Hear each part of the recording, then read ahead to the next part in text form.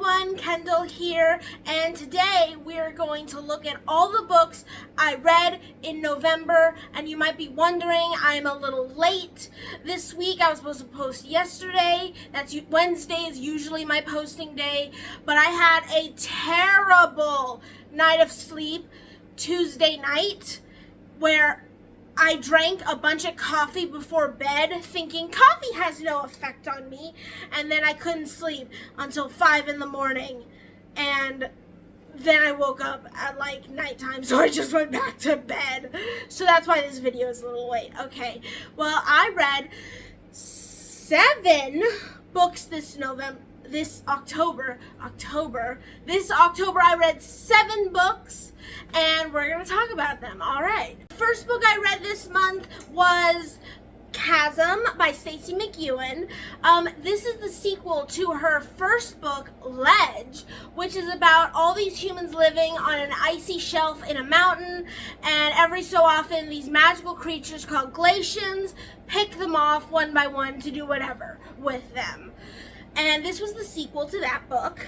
And honestly, if I could just say Stacey McEwen is a way better writer in this book than she was last book. You can really see the improvement from the first book to this one.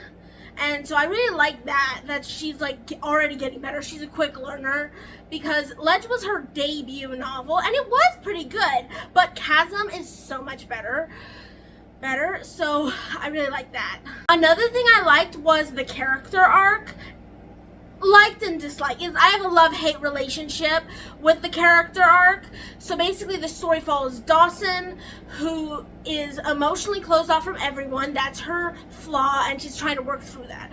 The only thing I didn't like about the character arc and setting that up in this book is that she is in love with a guy named Ryan, but because she has so much trauma around being attached to people and then them dying, she can't say aloud that she loves him. And he's literally like, you don't have to say I love you because I know you do. What? Stop giving her an out. I actually want character development. But other than that, it was amazing. I rated it 4 stars. The second book I read in the month of October is Catching Fire by Suzanne Collins. Now, let me just say that the Hunger Games trilogy is the only book written in the early 2010s, late 2000s that actually still holds up to this day. And it aged like fine wine, and it isn't problematic in any way. The author is just fine. She's not even on social media, so she can't be canceled, because you're not on social media to get canceled. So it's really one of the only books I can think of, because we think of Twilight, we think of City of Bones, we think of Harry Potter. Those haven't aged well, but Hunger Games will stand the test of time. I actually hope that young kids will read it for school, like they read Catcher in the Rye and Oliver Twist. I hope they read Hunger Games like that in the future, because I want this book to stand the test of time. I loved it. 5 stars.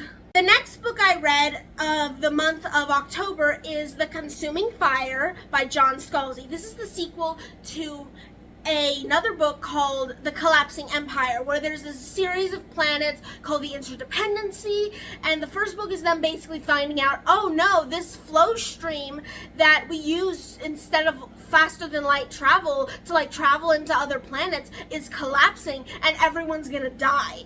So the first book is us setting up to that, but in The Consuming Fire, it did amazing with that setup. I love Mars. He's my new book boyfriend. I have several. And because this is a second book, we get to see more characters than the first book, which is mostly plot and setup. This book really played with his characters a lot. I like Kiva. I like Cardinia. I like most of the characters in here, except for the Nohama Petons, because ew, gross. If you like the Nohama Petons, I'm sorry, I can't be friends with you. Anyways, it was really good, much better than the first book, because it focused a little more on their characters and the coup that was leading more politics, which I really enjoyed. So I rated it 4 stars. The The fourth book I read was the first 3 issues of this new comic called The Simulation Theory. It is free for anyone with a Comixology Unlimited membership. I just turned on mine back on, and it's pretty great. I do recommend. But anyway, so Simulation Theory is about this girl who's down on her luck and a friend, former lover, who invites her to sell all her assets and join a simulation where she gets to live and like it's all good. Like it seems like a great idea, but actually there's a whole conspiracy behind it. And ever since this woman got into the simulation, things have been going weird. And then her friend comes to tell her, I did a terrible mistake, this is dangerous, blah blah, we're part of the rebellion.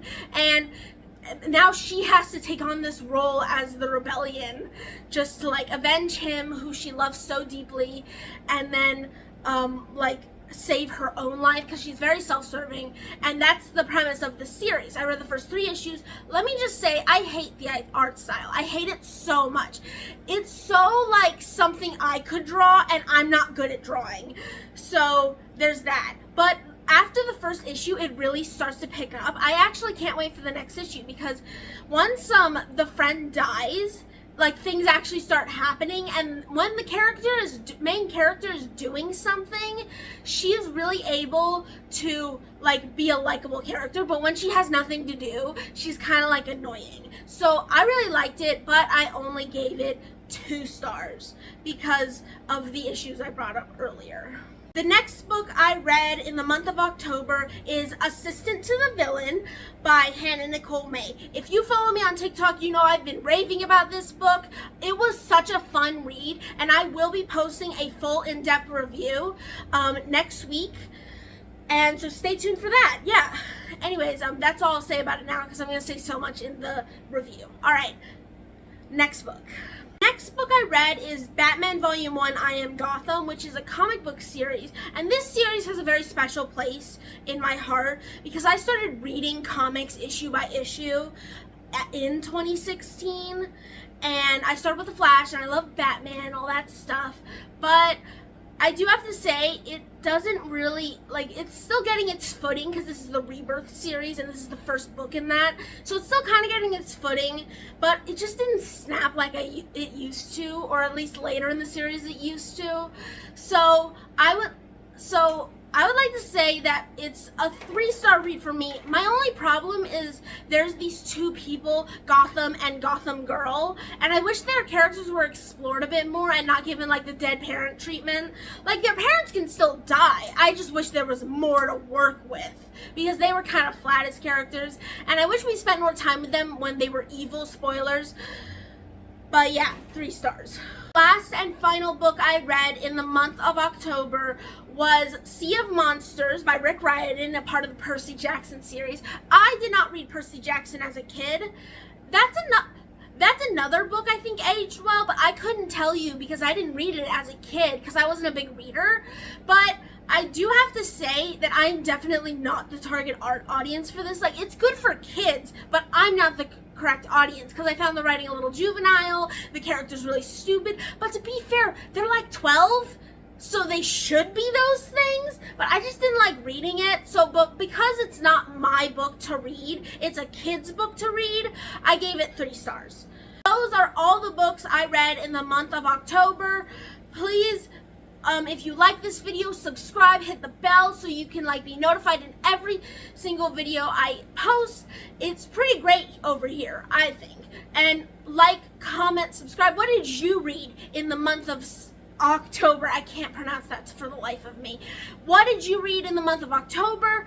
Comment it down below. Did you read any of these books and like them? Because I would like to know your opinions down in the comments section.